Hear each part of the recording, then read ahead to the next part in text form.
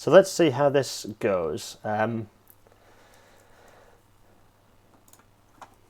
everyone. I'm here in the home office here for hello everyone. Hello for Rail Human Library. Lucy and Tracy and everyone else who's been putting this together have been setting up a virtual session for everyone. I'm just going to check this is going live, so check the sound. Hello everyone. Lovely, yep, good. The sound a little bit behind. Hello. So this is a live session. Sorry for the little delay there. I'm going to start with a little bit of an explanation of who I am, what I do, and this will probably go on for about 20 minutes, maybe half an hour. And hopefully just have a few questions, but just throw questions at me the whole time and I'll answer them as we go through. Yes, so welcome to all of you who are hopefully interested in a career in railways. I think Gary Keener has just done some stuff about looking at overhead line electrification, overhead line equipment, and how we decarbonise the railways and all that good stuff, that's the future of the railways, is in that direction. The railways are sort of the main way of moving people and things around. Low energy or zero energy, sort of zero carbon, low energy, very efficient, clean, comfortable, all that good stuff, reliable, all the stuff we're trying to work on making it now. But that's kind of why it's fun, why we're all keen for as many people as possible to come into the railway and make it a really great place, not just to work, but for the general public as well. So let's go through my... Go through this. Sorry, there's lots of things going on here. I'm going to do this with the face cam, so you can see. I think you can still see me in the corner. Hello. And I'm going to bring this up and also flick us onto this. Any questions? So yeah, if you want to ask any questions, just type them into YouTube, and they should come through fairly easily for all of you to. For me to answer your questions, all sorts of different questions. But without further ado, let's have a look at the presentation. So, live Q&A, yeah, that's now, 11 a.m. Well, we're a bit late, aren't we? Never mind. Firstly, what do I do? I'm Gareth Dennis. I'm a rail engineer and writer, but my full day job title is Senior Permanent Way Design Engineer, which is a bit of a mouthful. What it actually means is I'm a permanent way engineer, which is sort of 50% civil engineering and 50% mechanical engineering. So it's the kind of combination of the two. So we deal with, concrete, steel, aggregate, sort of gravel and things like that. All those sorts of materials that you expect to see civil engineers play with. But we have to install them, design them, manage them to mechanical engineering tolerances, millimeter tolerances. And that it's quite fun. And in terms of what that means... So here's a nice picture. I think down. Wait a minute. Which way am I random? Let's. If I look down here, down in the picture you can see here, is a nice picture of the Borders Railway, which is a fairly recent example of a railway reopening, and yes, so that's so there's a nice bit of curvature in there. So permanent way engineers, we design the alignment. So whether that's for a new railway or upgrading an existing railway to allow trains to go faster. We also so to get an alignment like this, kind of my day job ends up looking a bit more like something like this. So you can see there, that's my design software. You can see we're playing around, looking at. So there's a nice bit of curvy track, and the funny bumpy traces there are kind of moving the existing track into a new position, so that we can get trains to run through faster or more smoothly. There, see me playing around. So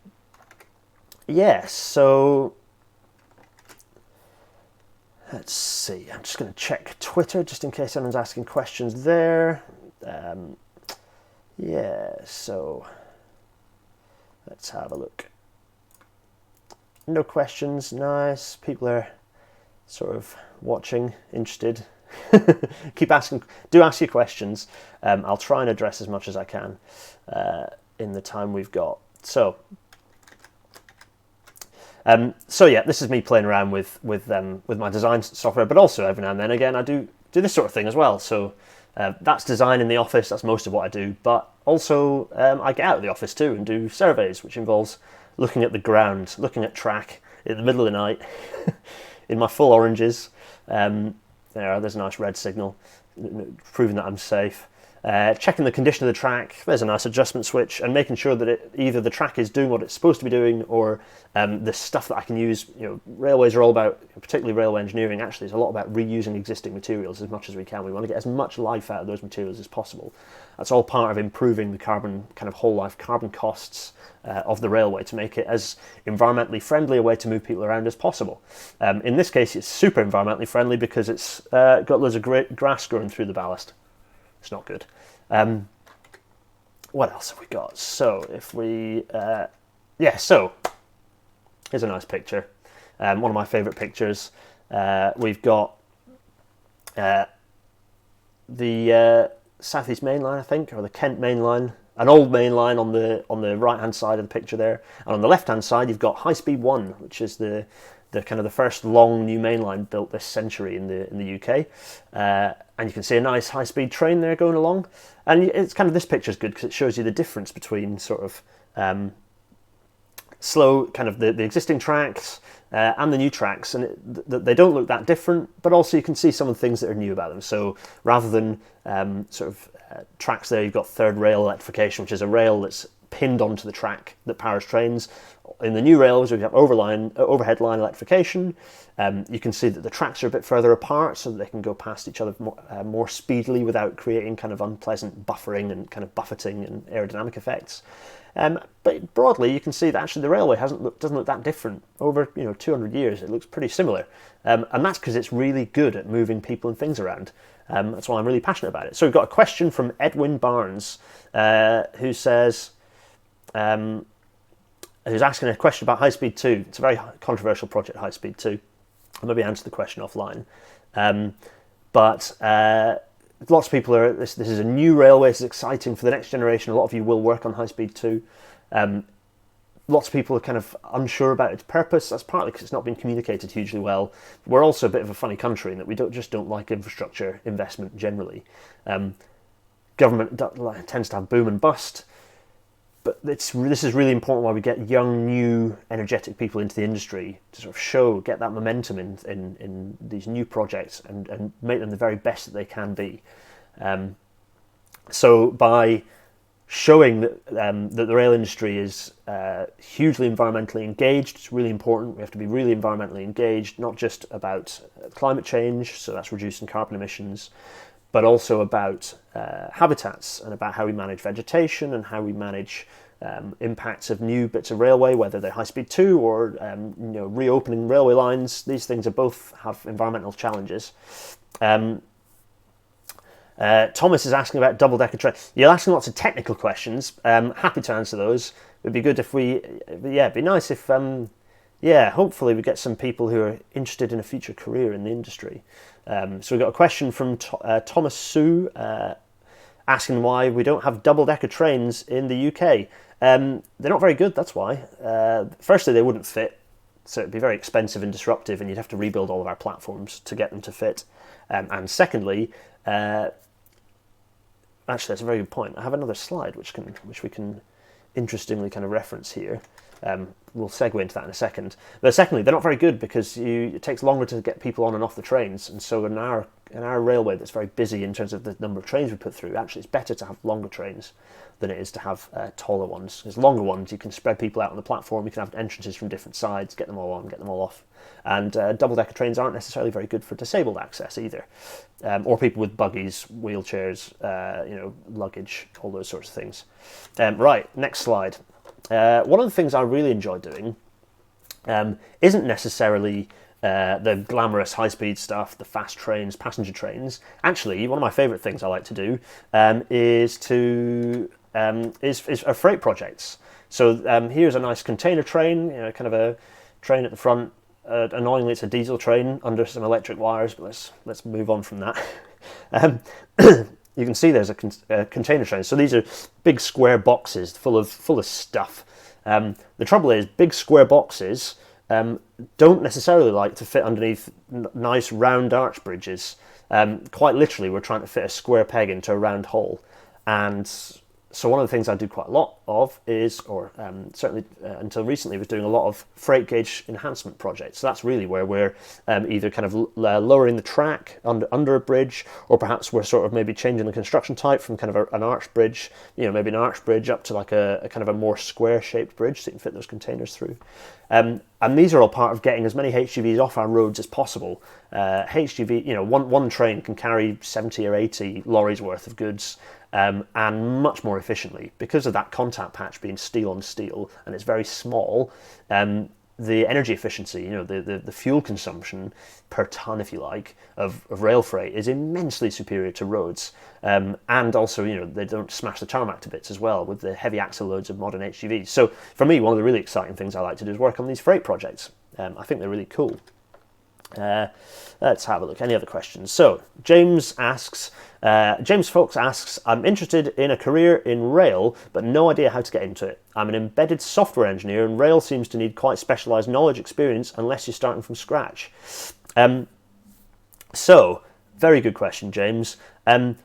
Actually, everything you learn that you need to know about the railways, you learn when you join. So it's not like you need to have a super specialised knowledge. As the industry at the moment, you look at some of the projects that are having problems, particularly Crossrail and some of the new rolling stock. A lot of those problems are software related, so we're desperate for good software engineers to come and join the industry. So you don't need any specialised rail knowledge.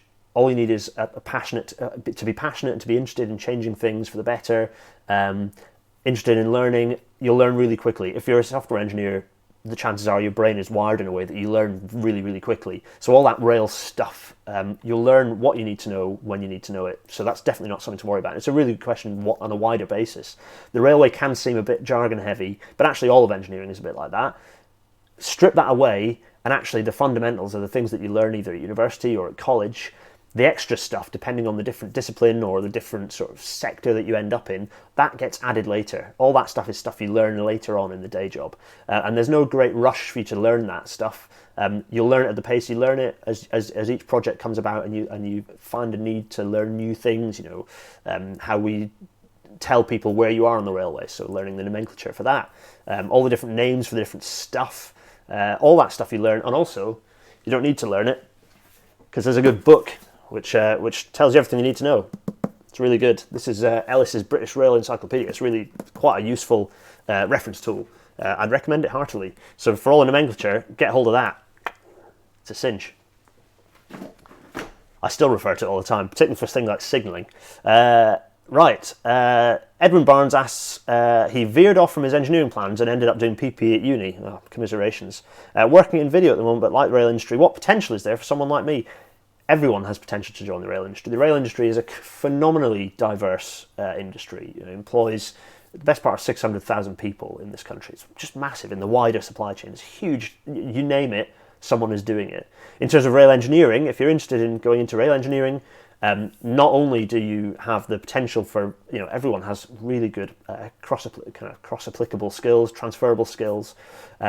So you could go into project management and then learn a bit more of the engineering and then do a part-time degree, for example. You could go to college and do some studying to top up to get the engineering stuff. If you've already got a degree in PP, then you've probably got the foundation level sort of stuff, degree stuff that you can top up with some engineering. There are lots of options. Who else is asking questions? So we've got Kevin Wicks, who's asking, how far are we from hybrid vehicle locomotives? We've already got them.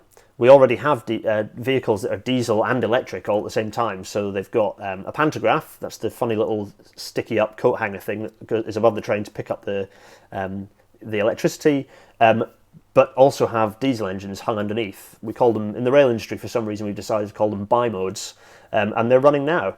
I was a bit nervous about it, James. James is thanking me for pronouncing his surname, and I'm not going to do it again just in case I mess it up. But thanks, James. Hopefully that question was, hopefully my answer was useful. Let's continue with the presentation. So everyone can still hear me, which is good. I'll just check into Twitter just in case anyone's asking questions on there, because that does happen occasionally. Let's have a look. Let's have a look. Yeah, good stuff. So, So that's freight. One of the other things I'm very passionate about, and again, this requires new thinking, something that's very heavily embedded in the industry. It's very difficult to disrupt. The one aspect of the railways that isn't getting safer, everything else, safety is a hugely important part of the railways. To talk about the environment, safety is really our number one priority. Everything has to be safe first and foremost. People's lives are the most important thing, and their well-being.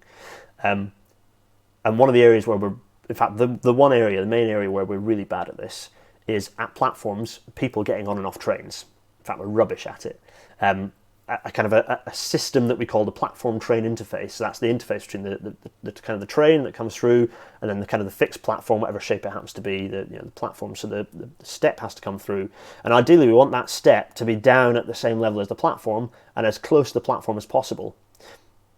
But at the same time, you want trains to be able to pass at full speed without hitting the platform, obviously, as well. So there's this there's always been this conflict, but there's this challenge within the industry of people of trains being built with footsteps that even when the platform's straight and everything's sort of sat perfectly, the footsteps sat up there, which is not good enough. And it's something that requires new blood into the industry to change. We've got all the answers, all the engineering answers are there. They're there for us to see. Merseyrail at the moment is at the furthest ahead on this. But again, in terms of careers, there are things. This is about making the railway accessible to everyone and safer. So a lot of people get stuck in that gap, which is really dangerous. And of course, the other thing is that particularly wheelchair users, but lots of disabled or people who have luggage or buggies struggle to use the railway reliably, get stuck on trains or stuck on platforms because the ramp hasn't been provided so they can get on and off. The idea that we have to use a ramp to get on and off trains in the 21st century, to me, is ridiculous. So that's something that I think we need to change desperately. Let's have a look. So, good. We've got some... Gary's here. Hello, Gary. And someone's not very happy about this livery. Edwin's not very happy about that. That's the way they paint the train. If you like how trains look, then get involved and start painting trains different colours as well, because that's another job you can do in the rail industry. I just love, one of the things I love in this industry is that even as an engineer, when I'm working with clients, working with different different organisations, whether they're train operating companies or the infrastructure manager, is all the different people you meet. People from all sorts of different walks of life, different jobs, different roles. People are planners, so they're planning what trains need to run. Sometimes I'm dealing with interest groups who are engaging perhaps in a new station or a piece of infrastructure, and so you're engaging with lots of different people, and I love that. It's the people that make this industry fantastic. I just absolutely cannot stress enough how much this industry is a wonderful one to work in. You feel like you're making a difference to people's lives every day. This crisis at the moment is sort of showing that. The rail industry has really stepped up. We're doing our best to move people around. Yes, there are some problems. There are always going to be problems, but I think we're doing a really good job in moving people around, stressing that we put all the stuff about ticketing to one side, and we're stressing we don't want people to travel other than key workers. And the rail and people are, we're drafting people in to keep running train services despite illness. It's just, I'm very proud of this industry and what it's doing at the moment. No livery chat, no seat chat. Yes. Future power. Dan P asks a question about future power sources. Which do you think will win? Hybrid, hydrogen, battery, or something else? Let's have a quick look at what I've got next on my slides, shall we? In fact, let's not. Let's leave it there. I think, well, personally, you've missed the main one, which is overhead electrification. That's the main way that we're going to power our trains. There's a really good map kind of bouncing around in at the moment showing how much of the network still needs to be electrified. And you don't need to do it in some crazy, we're going to do it all in 5 years. No. You need to work out how much is realistic a year, about 200 kilometres, and do that and just keep doing it. And don't stop. Don't even stop when that map is finished. Just keep going. There's no point stopping because it's investment in skills. Just keep going until everything's done. In the meantime, we need some stopgap solutions, and battery for me seems probably the most realistic one. Hydrogen is not very clean at the moment. Gary's answering the question for you there, I noticed. Thanks, Gary. Battery has a place. Hydrogen perhaps has a place, although I'm more sceptical about it.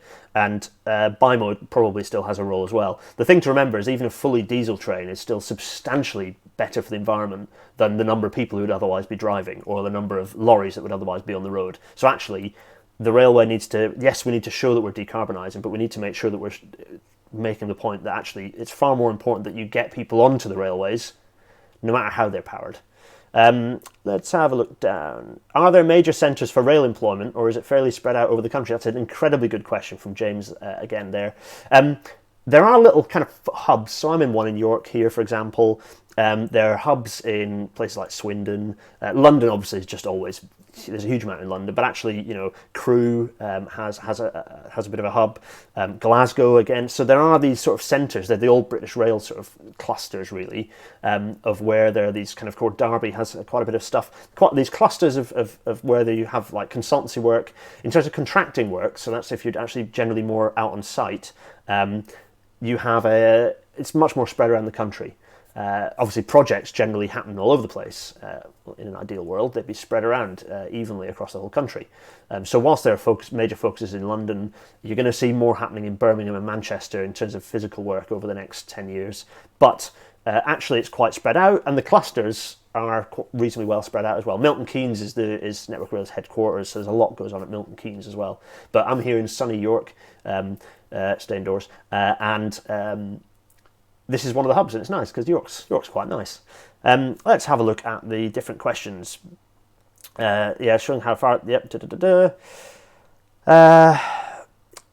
Gary's just filling in the gaps about electrification. Thanks, Gary.